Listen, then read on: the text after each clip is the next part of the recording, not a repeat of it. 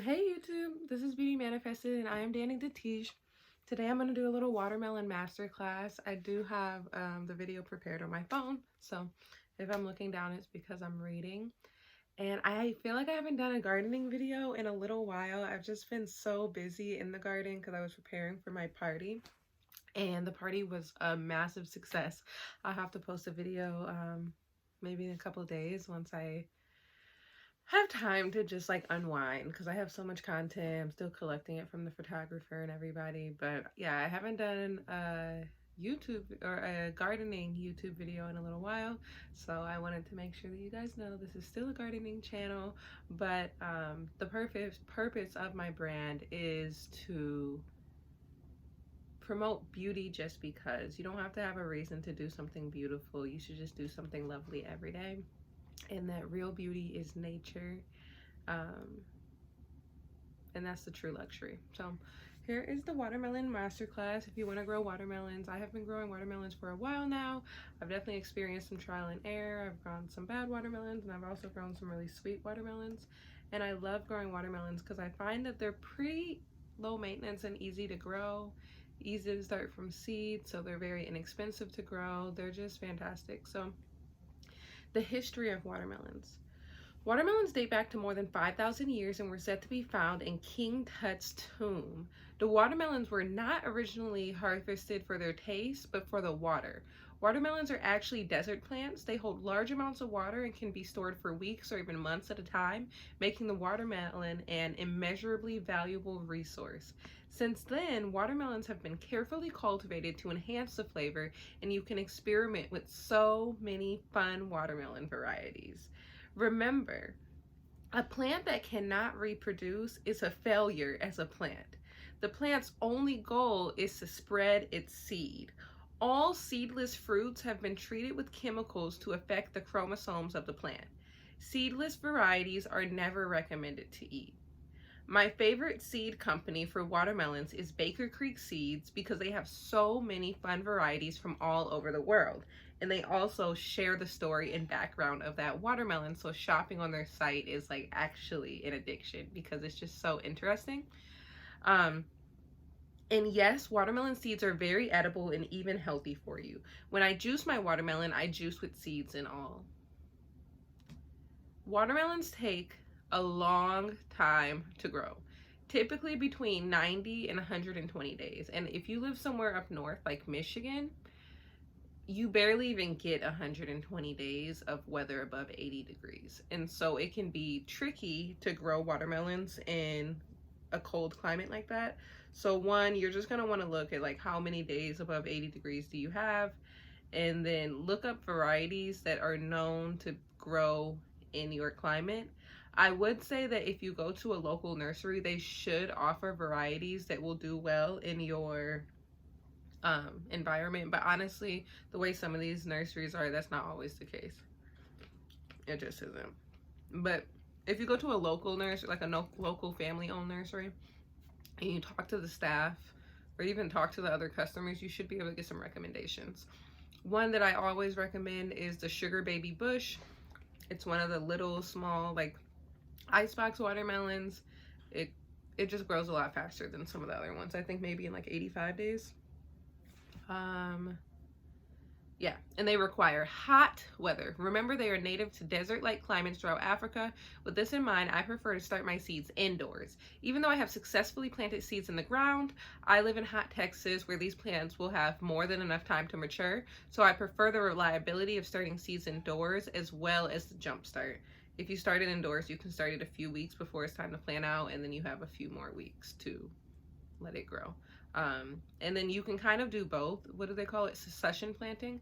So that you can have a continuous harvest for a longer amount of time. You can start some inside, transplant those outside, and then once it's warm enough, start some at the same time that you're transplanting those plants outside. You can start some by seed, and then those will mature, and that will extend your harvest for a couple of weeks. I hope that makes sense. And also, sometimes when I plant them in the ground, I feel like the germination rate is not as good. And so indoors, because I have more control, I feel like I get better germination. That's another reason why I like to start indoors. I don't know if the birds come through and eat them. I don't know what happens, but the germination when I do it outside is just not as good. Maybe it's my soil. I'm not 100% sure, but I prefer to start my seeds inside under my grow lights. And even before I had my grow lights, when I was just a baby gardener, I used to start them in a windowsill. And honestly, that worked perfectly fine. My gardening coach, she does not recommend trying to start plants in a windowsill, but that's the only way that I knew how for a long time. Yeah, so the earlier I can start start harvesting my watermelons, the better. In my garden, I usually start harvesting melons in early August, and the harvest continues into September and sometimes even October. Now, you don't want to sow your watermelon seeds, honestly, sometimes even past October. Our last frost date isn't until Thanksgiving, so that's the end of November. And I'm pretty sure I've had fresh watermelon in November. Yeah, if I just leave it on the plant for a while. Because I don't think that you can. I have never over ripened a watermelon. I have left a watermelon on the vine for like months and months and months. And when I harvested, it was still perfectly fine. The only thing is, if you receive a lot of rain, that's the only thing you want to be careful about, because the watermelon can burst. Same thing if you have a lot of pests. If you're going to leave it on the vine, you may want to protect it, because you don't want a deer or a bunny or somebody to come eat your melon. But that's something you'll learn from trial and error. You don't really know what pest you have until you get there, unless you join a gardening club in your city or in your neighborhood, and then you can just hear what other people deal with. But even when other people in my city are having issues, I still will try it anyways, because you just don't know. Like, maybe the bunnies are so busy over in the neighbor's yard that they'll leave mine alone. Like, yeah, so I try everything, even if someone advises against it. Yeah, so now you don't want to sow your watermelon seeds more than 4 weeks before you will place them in the ground, because these are fast growing plants and they are sensitive to becoming root bound. Don't worry about this too much though, because I have also grown watermelon transplants from Burpee, which just means like from Home Depot, that had obviously been in the pot for quite a while, and they produce just fine.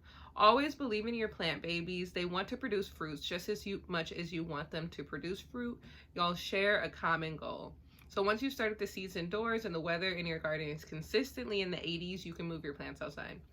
And just a little note on that, how like, just because someone else has a bad experience, just because someone else advises against it, gardening is an experience, and it is not, well, yes, it is an experience, but it's also an experiment. Like, just try it. You never know. Even like on the seed packets, they have reviews and people will leave reviews. And it's like, you don't know their soil, you don't know their sun, you don't know where their garden's placed. Like, there's so many different factors that go into the health of a plant. Like, just try it.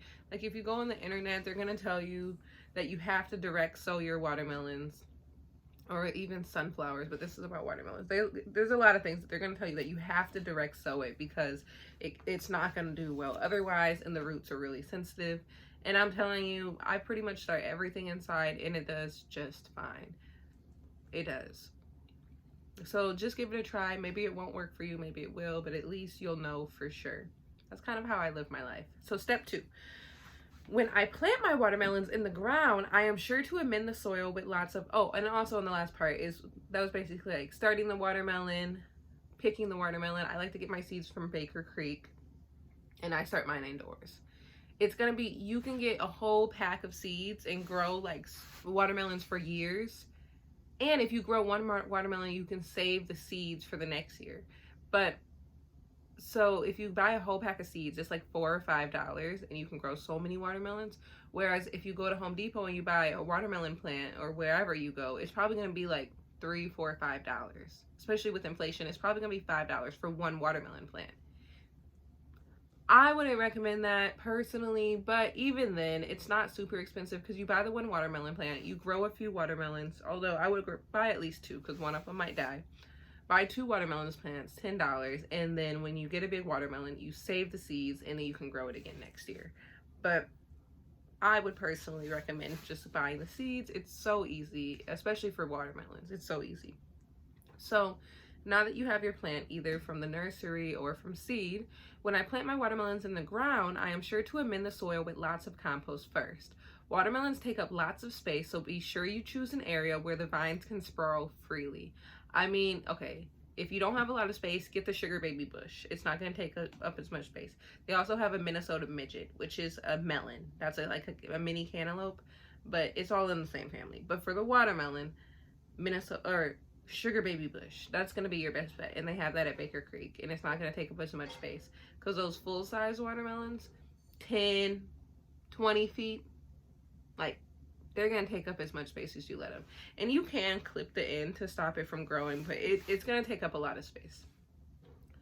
And you can also grow watermelons vertically with cattle panel trellising, which has worked well for me in the past.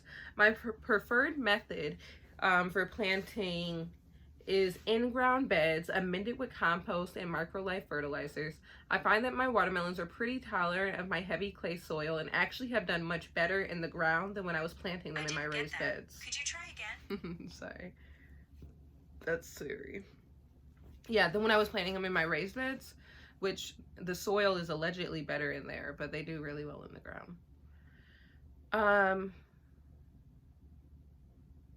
I purchased granular mycorrhiza and sprinkle a bit into each hole before placing my little baby watermelon plant. I will place 3 plants in one little mound, only 6 to 12 inches from each other, and then every 6 feet I will plant 3 more watermelons. Some people might think that's too much, but it works for me. Yeah.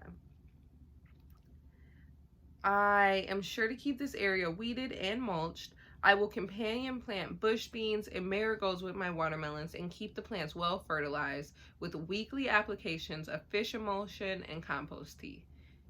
You don't technically have to do all of that as long as you do the fertilizer at planting time. Fertilize when you plant, and then every 90 days refertilize, and that should be good.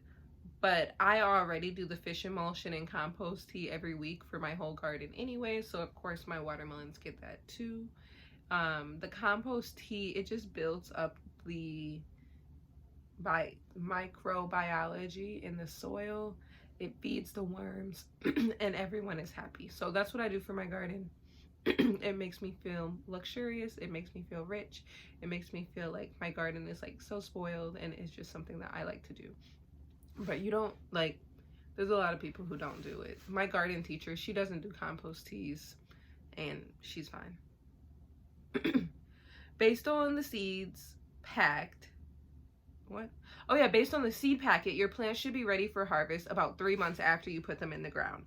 Yeah, but you'll want to look. It'll tell you how long it takes to maturity. Some of them as short as 75 days. Some of them as long as like 130 days.